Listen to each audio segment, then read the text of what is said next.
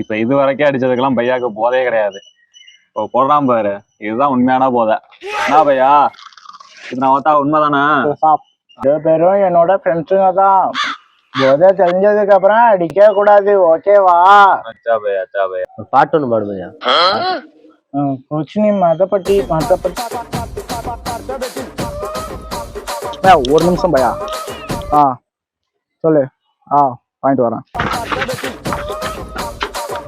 என்ன பையா ஆட்ட பேசினு வர? இல்ல பையா, எங்க வீட்டுல பாக்கு திந்து போயிட்டான். அதனால வரும்போது ஒரு பண்டில் வாங்கிட்டு வர சொல்றாங்க. உங்களுக்கு கெட்ட பழக்கம் எதுவும் இல்லையா? அதுவா பையா?